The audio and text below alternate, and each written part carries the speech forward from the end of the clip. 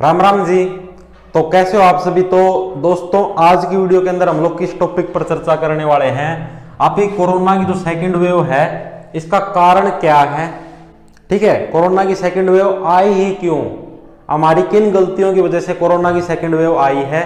ठीक है, और कब ये वेव जाने की संभावना है, इसका इलाज क्या है, कैसे आप लोग इससे बच सकते हो, इस सब के बारे में आज हम चर्चा करेंगे। ठीक है भाई, तो चलिए शुरू करते हैं। जैसे कि ये है भाई कोरोना की जो सेकंड वेव है ये इतनी ज्यादा डेंजरियस क्यों है। ठीक है, क्योंकि जो पहली वेव थी वो इतनी ज्यादा, वो तो मान लिया भाई हमने चीन से आई थी।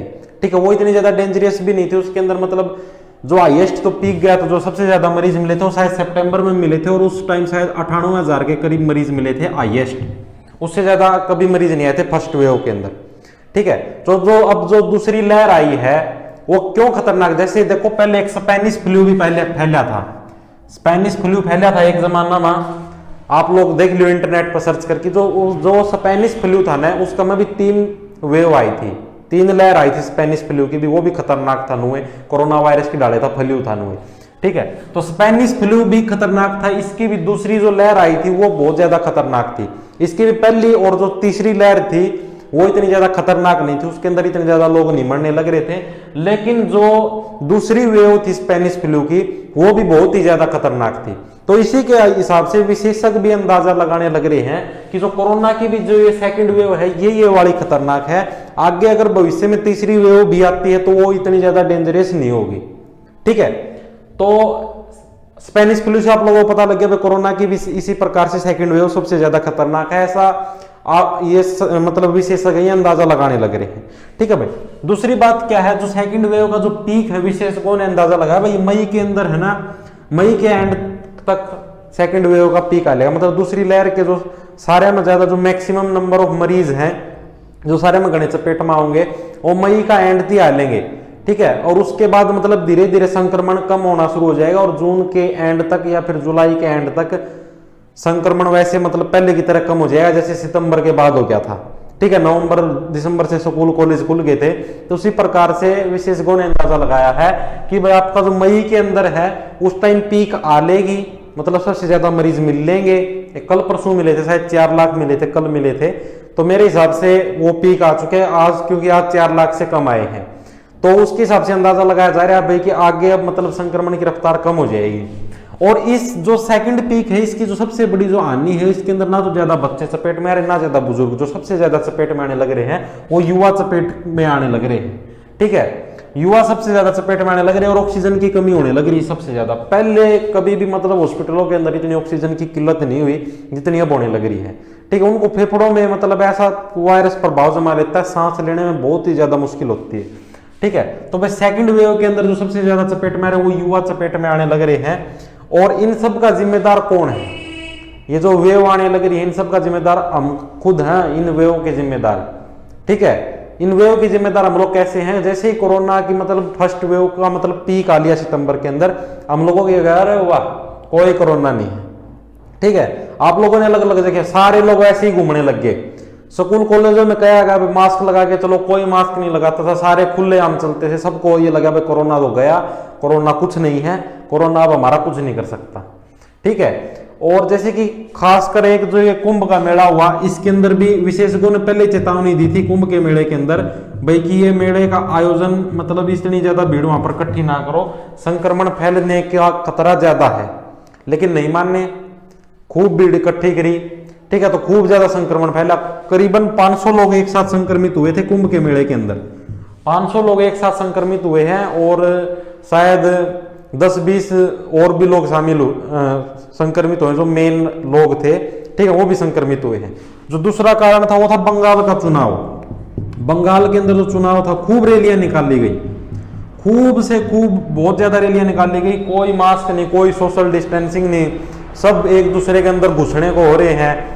दूसरा सबसे बड़ा कारण बंगाल की रैलियां हैं। बंगाल के अंदर जो इलेक्शन होया जिसका रिजल्ट अभी कल आया है, ममता दीदी जीत गई हैं, तो उस इलेक्शन जो ये इलेक्शन होता है इसके अंदर जो ये चुनावी जो रैलियां खेल ली गई है ना, और मीडिया भी हमारे देश की ऐसी है, कोई उसके ऊपर कोई ये नहीं करने लग रहा है भाई ऐसे भीड़ मत इकट्ठी करो, वायरस फैलने लग रहा है। महाराष्ट्र की कवरेज दिखाने लगे, महाराष्ट्र में ऐसे फैल रहा है, महाराष्ट्र में वैसे फैल रहा है। तो दूसरा कारण ये भी है सबसे बड़ा। ठीक है, जो बंगाल के अंदर चुनावी रैलियां हुई हैं उनके अंदर बहुत ज्यादा मात्रा में भीड़ इकट्ठी हुई है, ये भी दूसरा सबसे बड़ा कारण है संक्रमण फैलने का। तीसरा जो कारण है, युवा लोग हैं वो अपने आप को बहादुर समझने लगे। युवा ऐसे समझने लगे जैसे पहली लहर के अंदर ज्यादातर बुजुर्ग चपेट में आने लग रहे थे, ये सोच रहे थे हमारी तो इम्यूनिटी अपने आप ही मतलब कि भगवान की दी हुई है, हमारे पास इतनी इम्यूनिटी है भाई, हमें तो किसी चीज की कोई जरूरत नहीं है, ना मास्क की जरूरत है, ना किसी और चीज की जरूरत है, ना सोशल डिस्टेंसिंग की, हम तो ऐसे चिप चिप के चलेंगे, गले मिल मिल के चलेंगे, हमें कोई जरूरत नहीं है मास्क वगैरह की, हमारी तो इनबिल्ट इम्यूनिटी मतलब प्राकृतिक इम्यूनिटी ही इतनी ज्यादा है। तो ये जो वहम था युवाओं के अंदर, तीसरा सबसे बड़ा कारण, लोग इस बात पर ध्यान देते भाई कि संक्रमण तो किसी को भी हो सकता है, तो ये इतनी ज्यादा बात ना फैलती। ठीक है, तीसरा सबसे बड़ा कारण है युवाओं के अंदर मतलब अपने आप ही इतना ज्यादा आत्मविश्वास होना। ये तीन है, ये जो मेन कारण है, सबसे बड़े बड़े कारण हैं जिनकी वजह से कोरोना वायरस की सेकंड वेव आई, वरना आती नहीं। इस प्रकार के आयोजन ना होते, हम इतने ज्यादा खुश ना होते। ब्रिटेन को देख लो और दूसरे देशों को देख लो, उन्होंने इस प्रकार का कुछ भी सिस्टम नहीं बनाया। उन्होंने क्या किया भाई, अभी मतलब दूसरी वेव भी आ सकती है, खतरा भी और भी है, मतलब उन्होंने पूरी तरीके से सिक्योरिटी रखी। कोरोना की मतलब फर्स्ट वेव कंप्लीट होने के बाद भी मास्क का प्रयोग किया, सोशल डिस्टेंस का प्रयोग किया, तो अब मुक्त हैं। न्यूजीलैंड है, न्यूजीलैंड देश के अंदर कोरोना का एक भी मरीज नहीं है, बिना मास्क भी घूमने लग रहे हैं, अब तो कोई दिक्कत नहीं है क्योंकि संक्रमण पूरी तरीके से खत्म हो लिया है। ठीक है, तो आप लोगों से भी अनुरोध है भाई कि अभी मास्क अब तो करोगे ही मास्क का प्रयोग, अब तो सिस्टम ऐसा हो गया। और एक हमारा जो चौथा सबसे बड़ा कारण है वो है ग्रामीण क्षेत्रों के लोगों का जागरूक ना होना। कुछ जो असामाजिक तत्व है ये इंटरनेट के ऊपर ये भ्रामक खबरें फैलाते रहते हैं, कोरोना कुछ नहीं है, सरकार ऐसे भ्रम फैलाने लग रही है, देश को लूटने का इरादा है, ऐसे मतलब इस प्रकार के कुछ भ्रम फैलाने लग रहे हैं सोशल मीडिया के ऊपर। ठीक है, कुछ जो लोग हैं वो इस प्रकार के भ्रम फैलाने का काम कर रहे हैं, गांव वाले उस भ्रम के अंदर सबसे ज्यादा चपेट में आने लग रहे हैं। मैंने बहुत से गांवों के अंदर देखा, सारे के सारे कहते हैं कोरोना कुछ नहीं है, ये तो मतलब चाल है एक सरकार की देश को लूटने की, इस प्रकार से मतलब ये भ्रम फैले हुए हैं लोगों के अंदर। किसी से कोई बात कर लो गांव वाले से, कोरोना कुछ नहीं है, सारे के सारे ऐसे कहते हैं कोरोना कुछ नहीं है। एक जना मिला था ऐसे बोला कोरोना वायरस तो कुछ नहीं, यार खुद अस्पताल के अंदर पड़ा है, अब मान गया भाई कोरोना है। तो मैं तो ऐसे कहूँ भाई जो भी ये कहता है ना भाई कोरोना कुछ नहीं है, एक बार उसको जहां पर कोरोना के मरीज भर्ती हैं उस वार्ड के अंदर छोड़ दो बिना मास्क लगाए। ठीक है, और एक बार चपेट में आ जाएगा ना, वो क्या उसका पिताजी, उसकी माताजी, उसका सारा परिवार ऐसे कहेगा कोरोना ही सब कुछ है। ठीक है, तो भाई ये भी एक जो सबसे बड़ी कमी है हमारे इसकी भाई कोरोना फैलने की, भाई कि ये ज्यादातर मतलब अफवाहें फैला रखी हैं। एक अफवाहें फैलने लग रही है, 5G की टेस्टिंग चलने लग रही है। बताओ ना, एक्सपेरिमेंट करके देखा था कि 5G की टेस्टिंग चलने लग रही है, किसी अखबार के अंदर छपी है 5G की टेस्टिंग की वजह था ये मतलब वायरस सांस लेने में दिक्कत होने लग रही है, किसी टीवी चैनल के अंदर चल रही है यह बात। अरे कुछ चैनल मान लिए भाई, कुछ मीडिया है मतलब जो ये चीज कौन दिखाओ, कुछ एक तो सेंस दिखानी है, किसी के अंदर देखे ये बात अपने आप ही मतलब कुछ लोगों ने अफवाह फैला दी 5G की टेस्टिंग चलने लग रही, 4G की टेस्टिंग में पक्षी मरे मिले थे, तुम लोगों ने देखे थे वो पुरानी किसी बर्ड फ्लू की फोटो दिखा दे हैं और उनको जब वो पक्षी मरे थे, अरे ता मान लो हाँ भाई उसमें 4G की टेस्टिंग में पक्षी मरे थे, 5G की टेस्टिंग में सांस लेने में दिक्कत होने लग रही है। भाई ऐसा कुछ नहीं है, ये कोरोना वायरस का ही प्रभाव है, ये सारी अफवाहें फैलाने लग रही है। कुछ है ये असामाजिक तत्व जो देश का सर्वनाश करके रहेंगे ये। ठीक है, ये इनका काम ही ये है अफवाह फैलाना, अफवाह फैलाना, अफवाह। 5G की टेस्टिंग की वजह से वायरस फैलने लग रहा है, 5G की टेस्टिंग की वजह से। तो भाई मेरी बात मानो, मास्क लगा के रखो, कोई 5G की टेस्टिंग की वजह से नहीं फैलने लग रहा है, खुद कोरोना वायरस है ये। ठीक है, सांस लेने में दिक्कत कोरोना वायरस की वजह से होने लग रही है। चाहे किसी साइंटिस्ट ने घोषणा करी है क्या 5G की टेस्टिंग की वजह से वायरस फैलने लग रहा है? किसी भी साइंटिस्ट ने करियो, बता दो एक बार। किसी ने भी नहीं किया, अपने आप मतलब एक उत्साह बनाया इतना 5G की टेस्टिंग की वजह से आदमियों को सांस लेने में दिक्कत हो रही है, आदमियों को ऐसे हो रहा है, 4G की टेस्टिंग में पक्षी मरे थे, 5G की टेस्टिंग में आदमी मरने लग रहे हैं, ऐसे होने लग रहे, वैसे होने लग रहे। ये सब भ्रामक खबरें हैं, तो आप लोग इनसे बच कर रहे हैं। ठीक है, और जो ग्रामीण जो क्षेत्र के लोग हैं वो भी भाई कोरोना से बच कर रहे हैं। अपने आप को ऐसे मत सोचे कोरोना कुछ नहीं है, ऐसी है ऐसी है, बहुत बुरा हाल होने लग रहा है।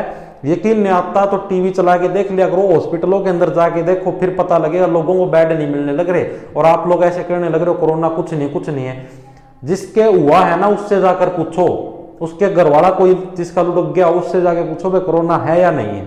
और इसका इलाज क्या है भाई, वैक्सीनेशन है। अभी तक जो देश की कुल आबादी है उसके अंदर से सिर्फ 2 से 3% लोगों ने वैक्सीनेशन करवाया है, ठीक है। और मैं आप लोगों को कहता हूं ज्यादा से ज्यादा वैक्सीनेशन कराओ। विशेषज्ञों ने भी यही कहा है जितनी ज्यादा जल्दी आप लोग वैक्सीनेशन करोगे, जितना ज्यादा से ज्यादा वैक्सीनेशन करोगे, तभी मतलब कोरोना की जो ये सेकंड वेव की जो रफ्तार है ये थम सकती है, जल्दी से जल्दी वायरस थम सकता है, ठीक है। कोरोना और ज्यादा खतरनाक नहीं होगा और तीसरी लहर आने की संभावना भी कम हो जाएगी। तो ज्यादा से ज्यादा मास्क का प्रयोग करो, सोशल डिस्टेंसिंग रखो, अफवाहों से दूर रहो। ये सोशल मीडिया के ऊपर जितनी भी अफवाहें चलने लग रही हैं, वायरस बहुत खतरनाक है, घर के अंदर बड़े रहो, कुछ जरूरत नहीं है बाहर निकलने की, ठीक है। तो यही सूचना आप लोगों को देनी थी। धन्यवाद।